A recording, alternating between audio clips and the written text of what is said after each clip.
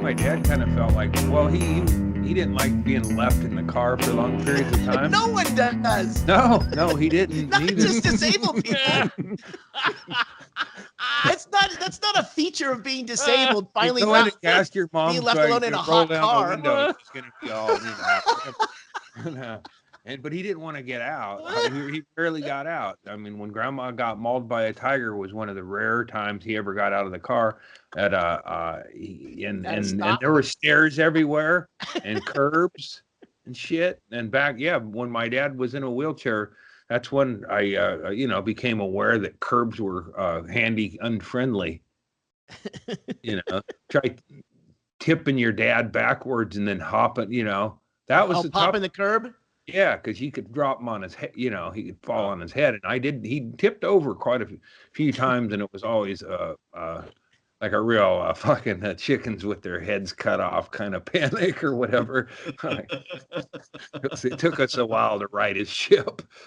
Right where Yellow Legs was a bit of a little drop off, and he did tip over and end up down where his piss bag had dropped.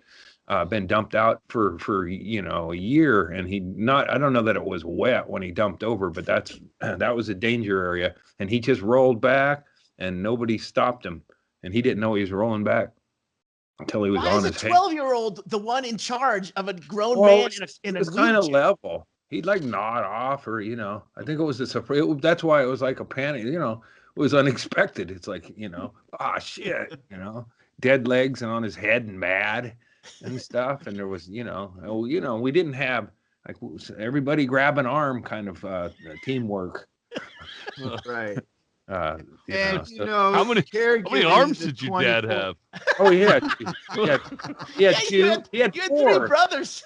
My dad had 4 arms. So you didn't want to grab the 2 that were, because they called those. We did anyway. Those were the arms of the wheelchair, and those could be detachable.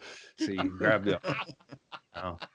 Dragging him up and shit. It's like, okay, we'll get his wheelchair up, and and then there was, that time when he tipped over, I think it was fairly limited resources. Grandma and Bob the dog, and yeah, he's gonna be no help. I think I went and got neighbors. Hey man, you mind helping me get my dad up into his chair? Mind help me with a project over here? I got a project over here. Me and my dog and my grandma are trying to get my dad up. Can you help us? Yeah. Full grown man off the ground.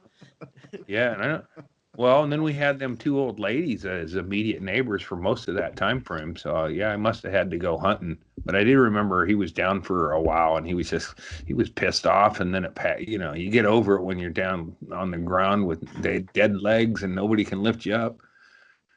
And I wasn't good at science either, so I couldn't just rig up something from the garage. What would you rig up? The pulleys. I don't know. You'd end up hanging your dad, trying to get him back in the wheelchair. Yeah. And put the wheelchair down and then drag him in it and then try to tip it all up together. I didn't have, I didn't have that kind of mind. So I just went and got help.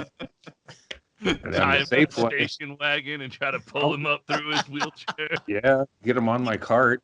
You couldn't tell if he was alive or not because he wouldn't be kicking. No, them legs were dead. All of his arms were flailing. Yeah. Yeah. I mean, I that's why, when he passed, it was difficult, but I was already ready to accept it because I'd gotten to know his legs for years, and his legs were dead. It's just now the torso had joined in the party. You had already mourned half of him. Yeah. I watched him die from legs feet have up been for dead years. to me for years. Oh God, that's hilarious. little, We never did bury them legs proper. They just burn them up, I guess, at the compost at the hospital. Yeah, they don't give you like a doggy bag to take remember home. that when my dad passed? Because there was my brother Jeff, I think I must have covered this, but my brother Jeff had a problem with us cremating my dad, and I had no problem with it. And then at that time I had a truck, and they decided that they were going to rent a van, and then my brother Jeff decided it was too expensive or whatever, and then they were talking about putting him in my truck.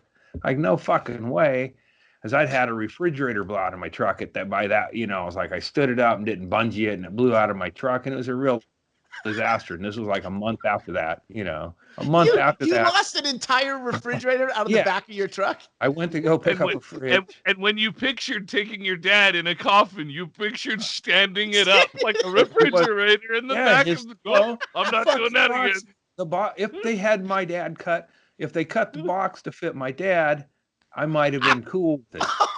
Because of the box, yeah, they could have had a much smaller box, and he could have fit down there. We could have bungeed everything up and everything. You shouldn't have taken him to the mortician. You should have taken him to a magician. But here's the thing: is because we didn't cremate him and all that, we went to the half box. Here was an ironic thing about it: is my dad? I think maybe once the old men from the church dragged him up to church, up the stairs, but my dad did not return to church until we dragged him up. He didn't want to take a chance on Earl Rosenagel's humpback giving out sniffer Riddlins. He was fucking he was built like Ichabod Crane, you know. And those were the fucking men of the church. My mom would rally to get the men of the church. And I'm thinking, man, like fucking Big Jim and shit. And she's got Reverend Cold Iron, the choker, and Sniffer Riddlin and Humpback Earl. And then Ralph Hoot Looney was a solid built fucking dude, but he's not a guy you build a fucking pallbearer team around. And I think it must have. I think foundational. But those were the guys who dragged him up when he was alive. And my dad had 2 legs, and I remembered it and I remember my dad being horrified and he's terrible. And he and they were all, and he didn't like being fucking jostled or nothing, especially being carried up by a group of men that were fucking fragile to a person. Except Hoot Looney was solid ass fucking mill working stock, and actually Sniffer Riddlin was too. But you put guys who fucking, you know, the glue line was a different. They weren't your hardy glue line. You just had to stay awake and on your feet and smell chemicals all day. And that's what Sniffer Riddlin was real good at. But yeah, so my dad got dragged up there and then dragged down, and he would never go back in that church again. But when we dragged him up there for a very emotional, my dad's funeral was very emotional. Like, we rounded Larry up and he was still fucking wired up. And almost all of my brothers felt compelled to get up and you know, do like an NFL player retiring speech about our dad, you know, break up about halfway through. My dad, and some observers said it was the most emotional funeral that had ever been at. Like, shit, you should have come over to our place a couple of weeks ago. This shit was fucking pretty standard operating procedure. But then he's dead and everything, and then we're like, you know, he was in Coos County, and we're like, we had to take him up to put him up in a veteran's spot, and we could have cremated him and just taken his ashes, but that wouldn't do. And my brother Jeff, it was like some religious thing about it, and I was like, so you know, what about it? His legs. Are his legs going to be up there in heaven? Because I think those got cremated already. And but that was the thing. They'd have just, maybe the discussion would have been different had I not lost that fridge, but the box wouldn't fit in the back of my thing. And he would have had to be tilted up. And then, you know, that after a highly emotional, there was some bad shit that happened before the funeral. Me and Dave went out and got blackout drunk downtown, because we were mourning our old man the way you do. And it was a fiasco. David fell off the roof. I apparently tried to cuddle up to John naked when I got back from the bar. That's what John woke me up and said, hey, what's going on? You know, he woke me up, and I was like, me and David got blackout drunk.